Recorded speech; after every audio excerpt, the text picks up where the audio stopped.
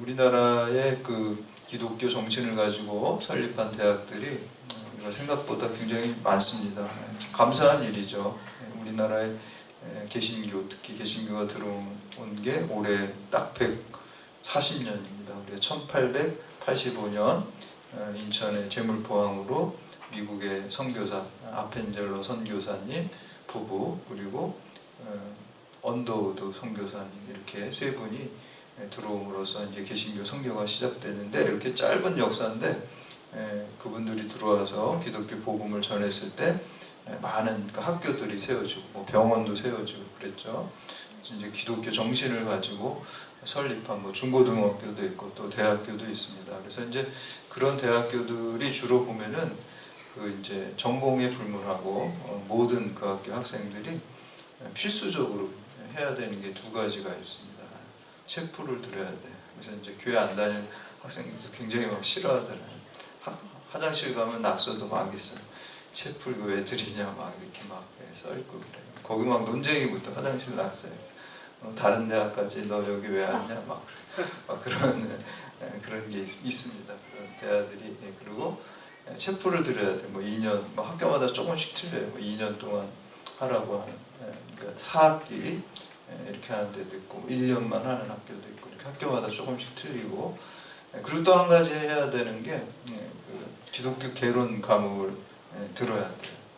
그래서 뭐 이게 한 학기든 두 학기든 이렇게 이제 그거를 다 들어야 됩니다. 그래서 그걸 해야지만 이제 졸업을 할 수가 있습니다. 그래서 저도 이제 그런 과목들을 이제 좀 강의를 하게 되면 교회 안 다니는 학생들이 대부분 많잖아요. 그러면 진짜 생각도 못한 질문들 많이 합니다. 그래서 어떻게 보면 참 좋은 질문이에요.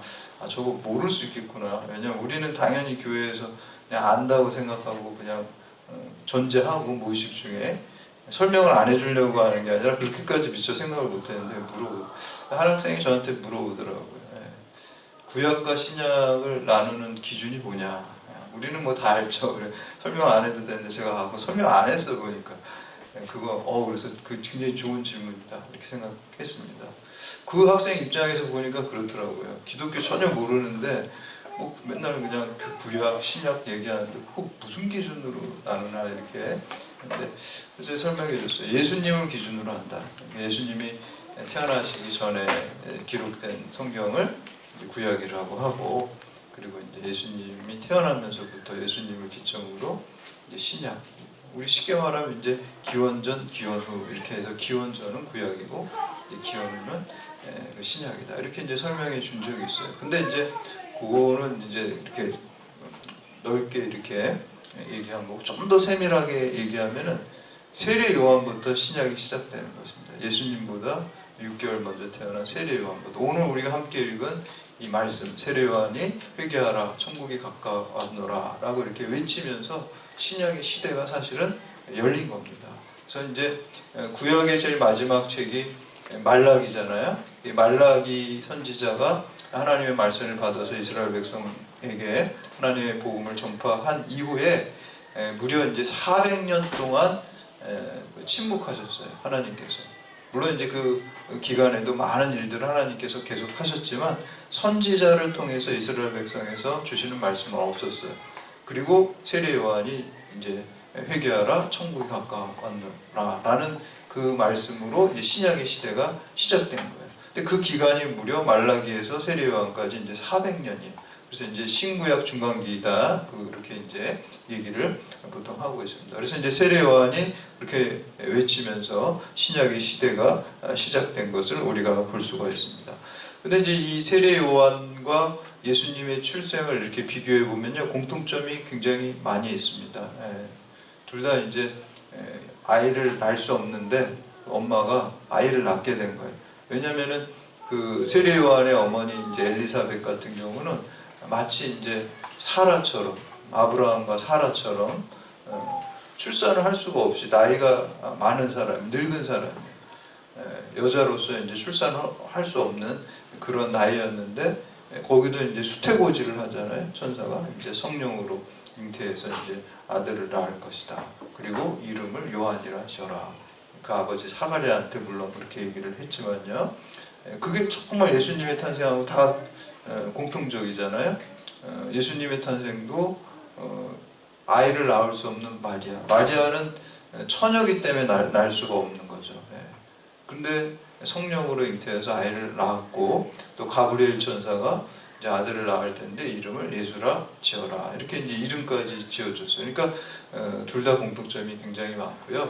그리고 이제 누가복음에 보면은 그 엘리사벳, 그 세례 요한의 어머니하고 마리아하고 친척 관계라고 이제 나오고 있어요. 그러니까 이제 예수님과 세례 요한도 친척지간 이게 되는 거죠. 그리고 세례 요한이 6개월 먼저 이제 태어나게 됐습니다. 그래서 그런 것들을 우리가 볼 수가 있습니다. 그래서 또 이제 예수님이 자라날 때도 그렇고 세례 요한이 자라날 때도 그렇고, 우리 성경에 보면 세례 요한은 아이가 자라면서 심령이 강하여졌다, 이렇게 기록하고 있고요. 예수님이 자랄 때는 아기가 자라며 강하여지고 지혜가 충만하여 하나님의 은혜가 그 위에 있더라, 이렇게 말씀하는 것을 볼 수가 있습니다. 구약의 모든 것이 하나님의 약속이지만 구약의 약속의 핵심적인 것이 메시아를 내가 보내주겠다, 그게 이제 제일 중요한 약속이라고 했습니다. 그렇죠? 메시아가 오리라 하는 약속을 했는데, 그 메시아가 오리라 라는 것에 대해서 신약에 예수님이 오심으로 성취가 됐어요. 초림하신 예수님. 그때 이제 이 세례 요한이 그 초림하신 예수님의 길을 예비하고 준비하고 곱게 하는 그러한 역할을 감당했어요. 마치 세례 요한은 예수님이 오시는데, 만왕의 왕이신 예수님이 오시는데 레드카펫과 같은 역할을 했어요. 옛날에 고대 시대에는 뭐 요즘도 마찬가지죠. 대통령 이렇게 무슨 공항에 내리고 그럴 때 레드카펫 쫙 깔리잖아요. 그쵸? 그리고 이제 무슨 영화 시상식하고 그럴 때도 뭐 그쵸? 영화 배우들이 이렇게 가면 레드카펫이 깔리는 걸 볼 수가 있잖아요. 그래서 이제 예수님이 오시기 전에, 초림하기 전에 이 세례 요한이 마치 레드카펫과 같은 그러한 역할을 한 것을 볼 수가 있습니다. 근데 그 레드카펫 같은 역할을 했는데 예수님으로부터 이 세례 요한이 어떤 칭찬을 받습니까?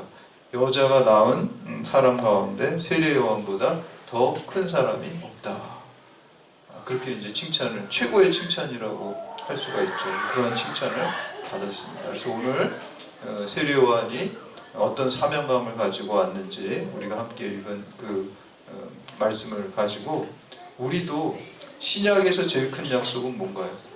재림하신 예수님, 다시 오시겠다는 거예요. 초림하셨잖아요, 약속대로. 근데 아직 안 오셨잖아요, 재림하신 예수님. 그 약속도 반드시 이루어질 줄 믿습니다. 그러면 이제 우리는 이 예수님의 초림하심과 그리고 재림하심 그 사이를 사는 거예요. 우리가 그 사는 우리로서는 어떻게 살아야 될지, 우리 또한 이 초림하신 예수님의 레드카펫과 같은 역할을 했던 세례 요한과 같이 우리도 다시 오실 예수님에 대해서 그 레드카펫과 같은 그 사명을 잘 감당해야 될 줄로 믿습니다. 그럴 때 가장 큰 칭찬, 세례 요한이 가장 큰 칭찬을 받은 것처럼 우리 또한 이 시대의 세례 요한처럼 예수님으로부터 정말 착하고 충성된 종이라고 크게 칭찬받는 여러분들이 다 되시기를, 시간에 결단하는 그러한 시간 되시기를 주님의 이름으로 축복합니다. 첫 번째는 참된 회개의 사람으로 살아야 됩니다. 우리 1절하고 2절 말씀 함께 공독합니다. 시작. 그때 세례 요한이 이르러 유대 광야에서 전파하여 말하되 회개하라, 천국이 가까이 왔느니라 하였느니라. 아멘. 마태복음 4장에 보면 예수님도 한 글자도 안 틀리고 똑같이 이 말씀, 회개하라, 천국이 가까웠느니라, 이렇게 하나님 나라를 선포하면서 공생의 활동을 시작하는 것을 볼 수가 있습니다. 하나님 나라에 대한 선포를 세례 요한도 했고 예수님도 했습니다. 근데 이제 하나님 나라가 가까이 올 때 제일 처음에 해야 될 게 회개예요. 회개. 기독교는 사실은 회개의 종교예요. 회개.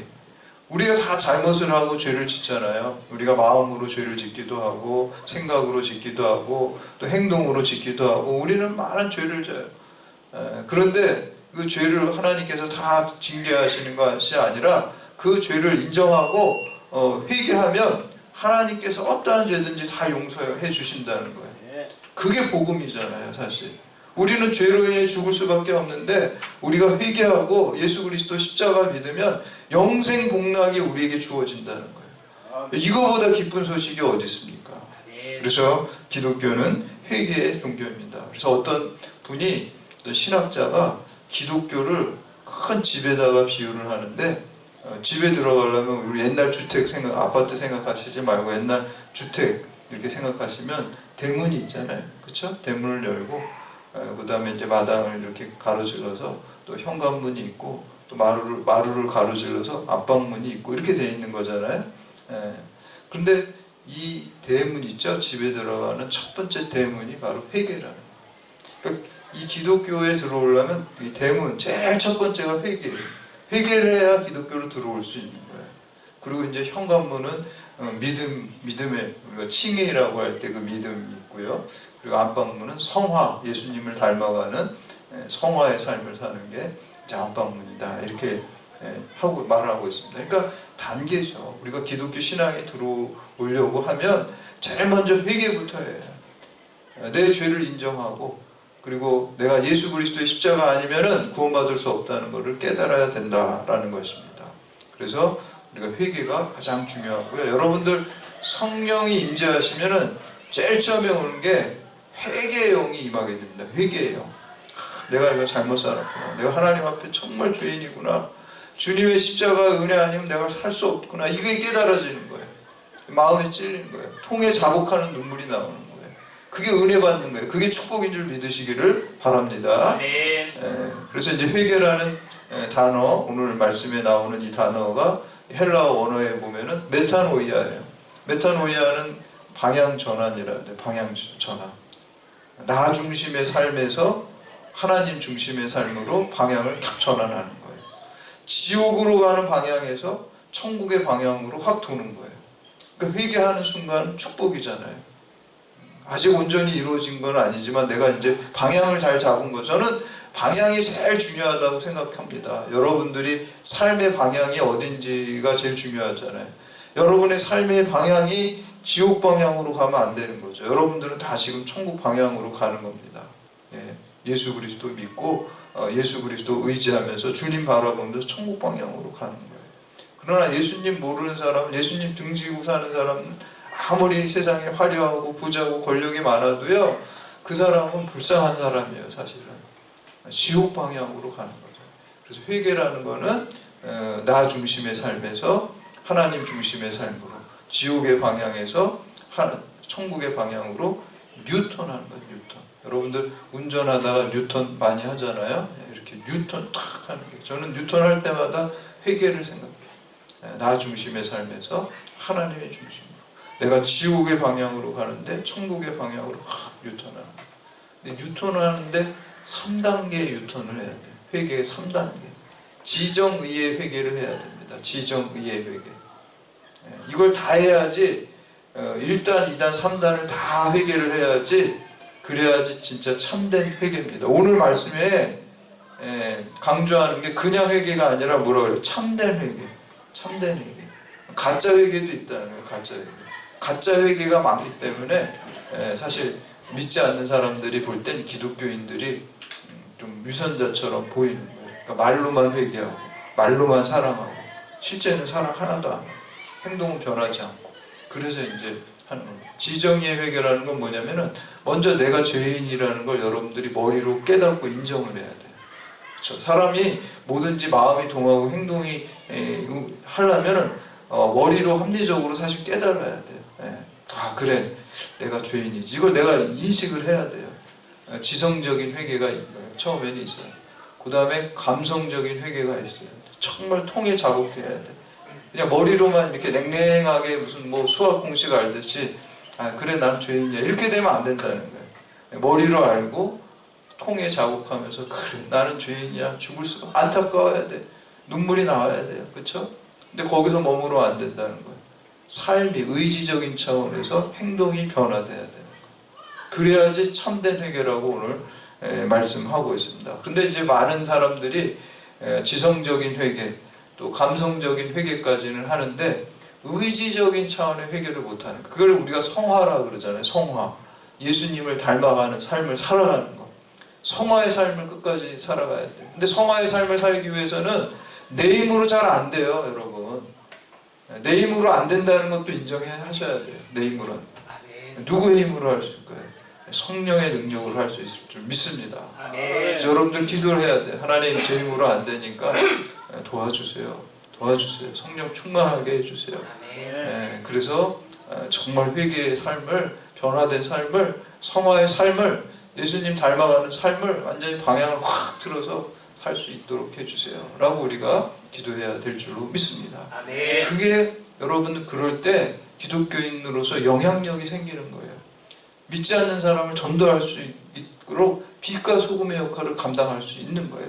참된 회개가 되지 않기 때문에 사실 전도가 막힌다고 저는 봐요. 그래서 여러분들이 참된 회개의 삶을 살아갈 때 믿지 않는 사람들, 야, 믿는 사람들은, 교회 다니는 사람들은 뭔가 틀려, 이렇게 되면 그 사람들이 우리의 말에 신뢰를 가지고 교회에 나올 수 있습니다. 아, 나도 뭔가 좀 잘 살아보고 변화된 사람, 저런 사람처럼 살아보고 싶다. 저 사람 뭐가 있지? 아, 예수 믿는데. 아, 예수 믿는 사람은 틀려. 참된 회개에서 그러한 영향력이 나오게 되는 것입니다.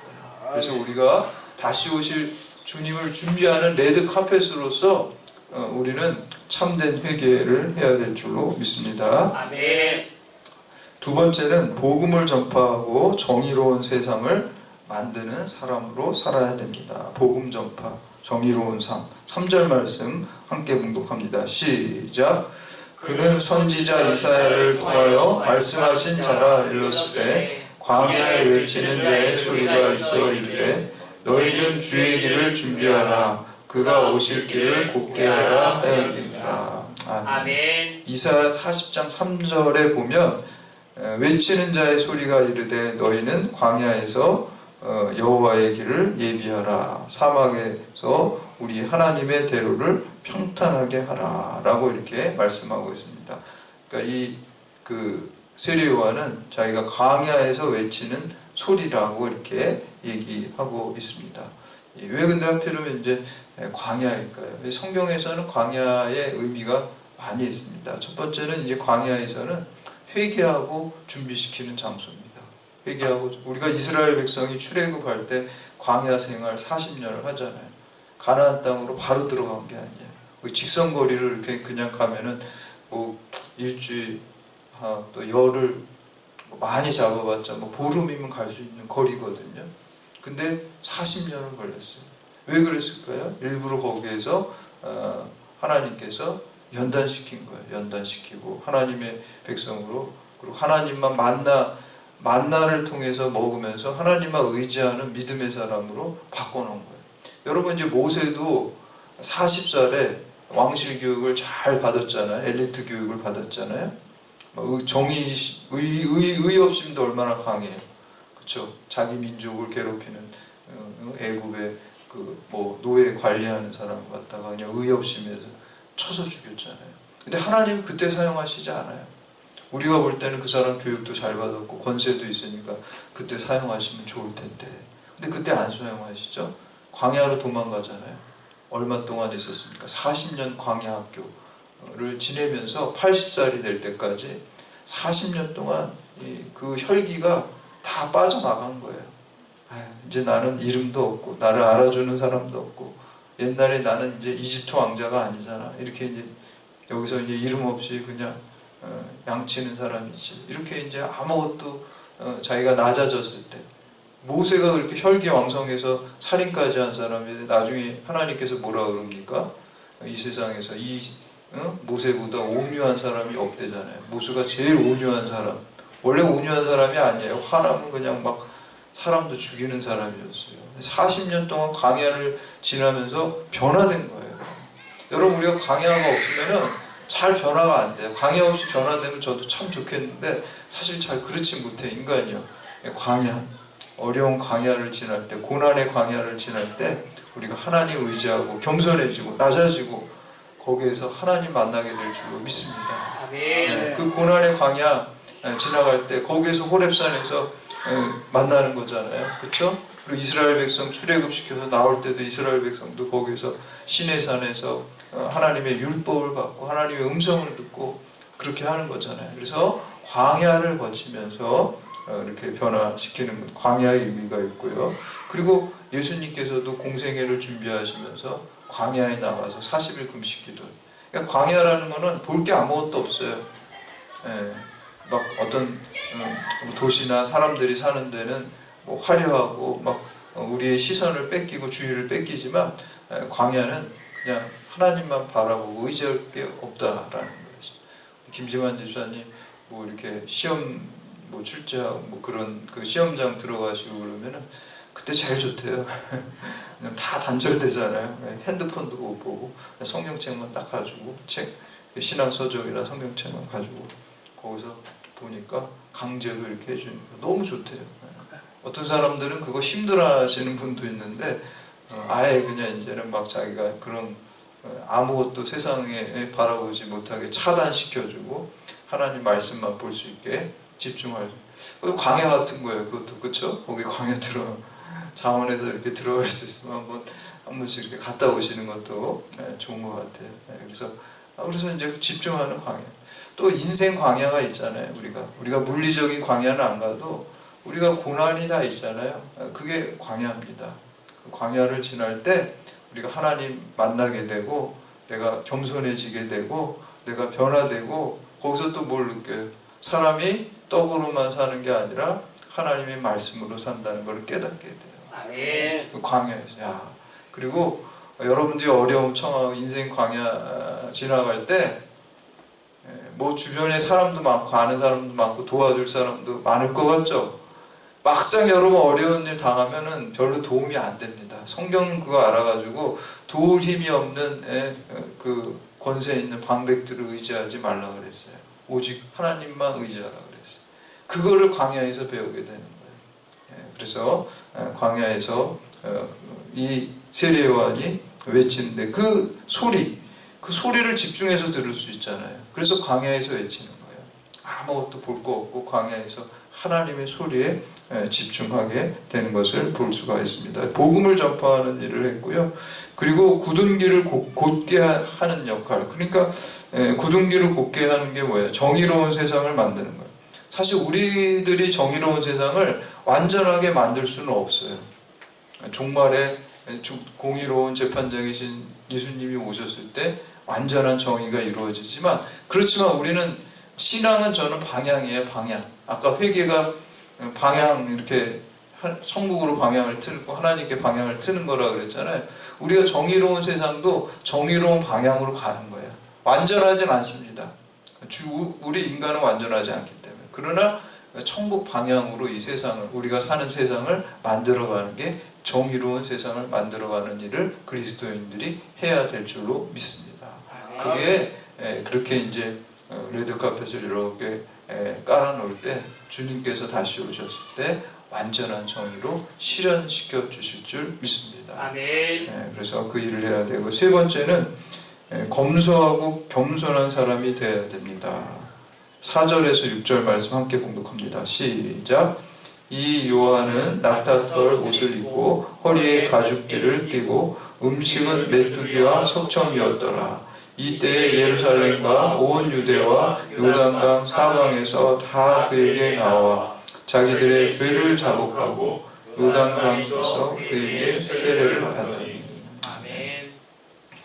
요즘이야 뭐 낙타털 옷, 낙타털 옷 비싸겠죠. 그리고 뭐 그 동물의 가죽인데, 근데 이제 이때는 그렇게 비싼 게 아니었고 이 낙타털을 입었다는 거는 금욕적이고 검소한 것을 상징하는 것입니다. 화려한 왕실의 그런 화려한 옷이 아니잖아요, 그렇죠? 그리고 먹은 게 뭐예요? 메뚜기와 석청. 그러니까 자연 거기서 구할 수 있는 꿀을 이렇게 먹는. 그러니까 먹은 것도 검소하게 먹는 거예요. 그런 걸. 저도 어렸을 때 메뚜기를 먹었습니다. 사실은 제가 한 5살 때인가 6살 때 이렇게 저희 집 뒤에 이렇게 막 메뚜기가 많이 이렇게 풀 막 있고 그런데 거기서 이제 메뚜기를 잡았어요. 메뚜기를 잡아가지고 옛날에 그 초록색 칠성사이다 병에다가 메뚜기를 다 집어넣었어요. 거기다 넣어가지고 한 마리 잡아가지고 넣고 한 마리 잡아가지고 이렇게 넣었어요.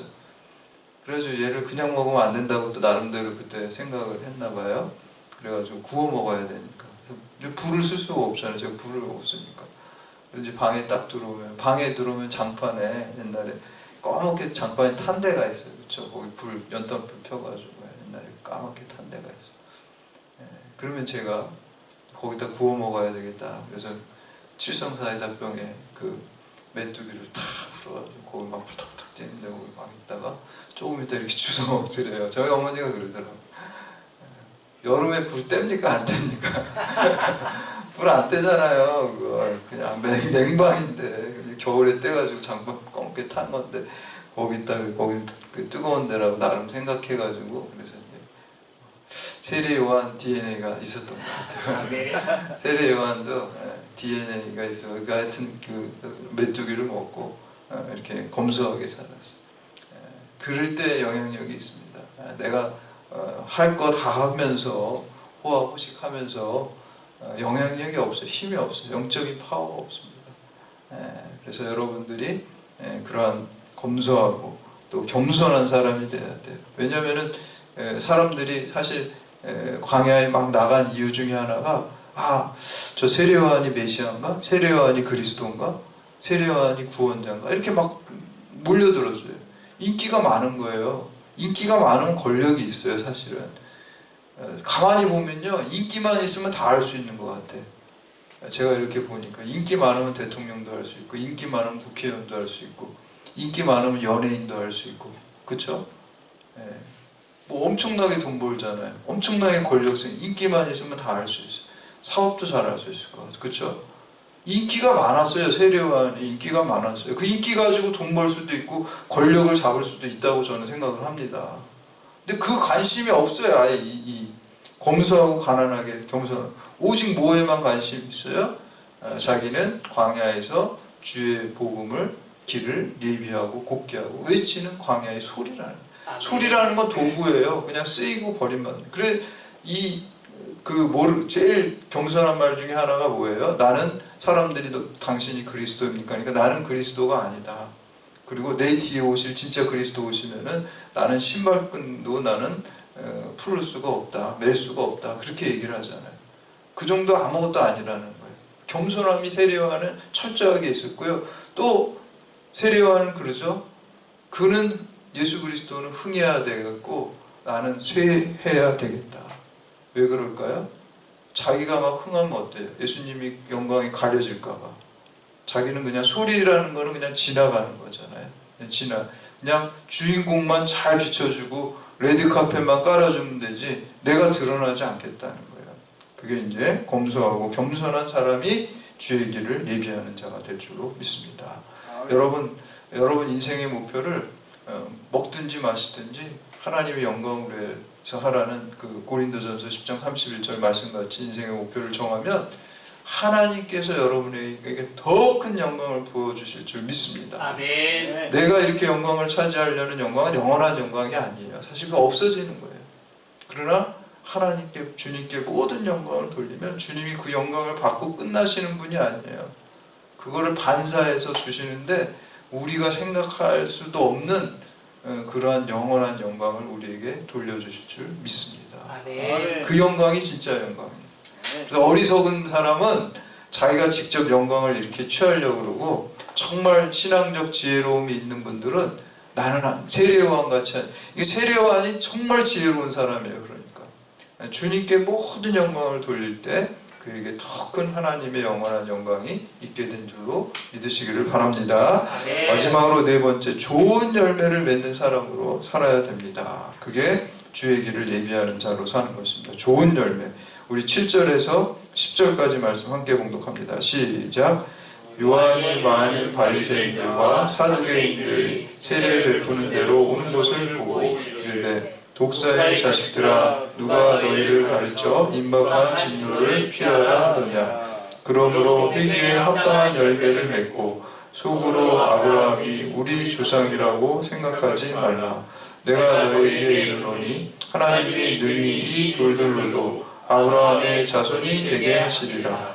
이미 도끼에 나무 뿌리에 놓였으니 좋은 열매를 맺지 아니하는 나무마다 찍혀 불에 던져지리라. 아멘. 이 바리새인들과 사두개인들은 당시에 모든 기득권을 가지고 있어요.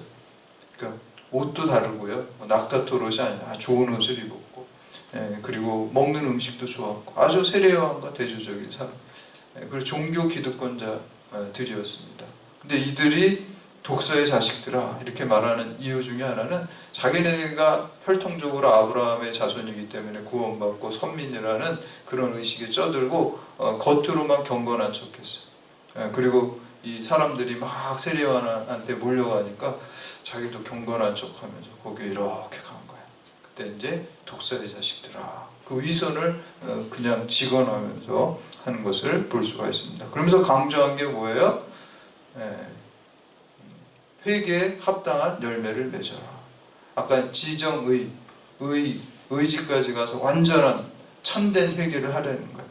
삶이 변화되고 행동이 변화되어야 될 줄로 믿습니다. 아멘. 저는 참 안타까운 것 중에 하나가 우리 개신교의 이신칭의에 대한 믿음, 그거 정말 진리입니다. 우리가 믿음으로 구원받는 거예요. 근데 그게 오형된 게 굉장히 많습니다. 구원파 같은 이단이 될 수 있어요. 믿음으로 구원받는다고 해서 행하면 그러면 없어도 되냐? 그런 이단이에요. 구원파예요. 영지주의자들이에요. 그렇게 되면 행함이 있어야 돼요. 야고보서에서 야고보가 뭐라 합니까? 영혼이 없는 육체가 죽은 것과 같이 행함이 없는 믿음은 죽은 믿음이다. 그렇게 얘기를 하죠. 물론 우리가 뭐 선행을 많이 해서 구원받는 거 아닙니다. 우리 중세 교회처럼 내가 뭐 면죄부를 사가지고 구원받는 거 아닙니다. 당연히 믿음으로 구원받고 예수 그리스도의 십자가 은혜로 구원받는 그거 맞습니다.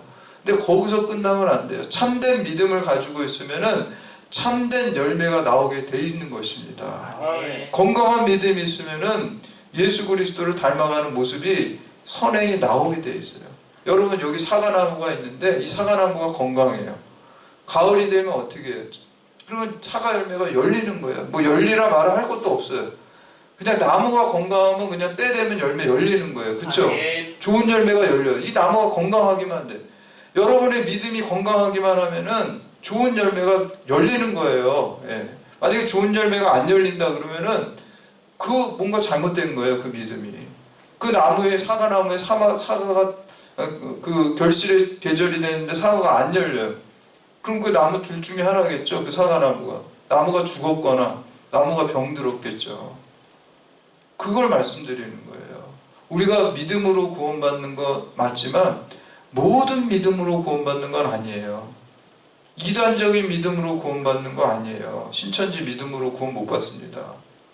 그리고 행함이 없는 거짓된 믿음, 이 바리새인들과 같은 그러한 믿음으로 구원받는 거 아니에요.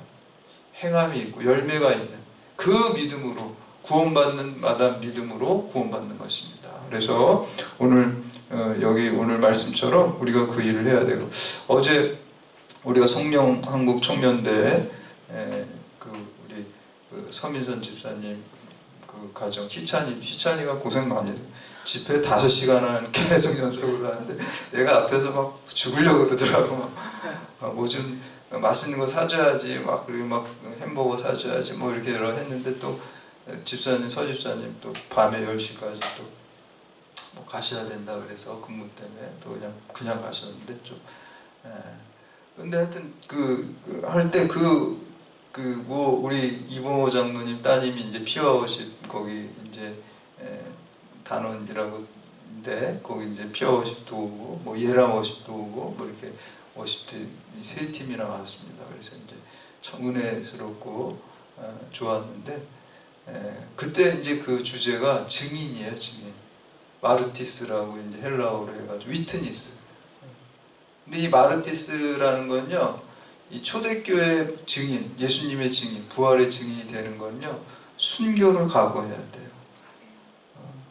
예수님 증거하면은 죽음을 각오하는 거예요. 그래서 거기서 순교자, 마터라는 게 이제 순교자라는 뜻이거든요. 이 마르티스, 증인에서 순교자라는 게 나온 거예요, 사실은.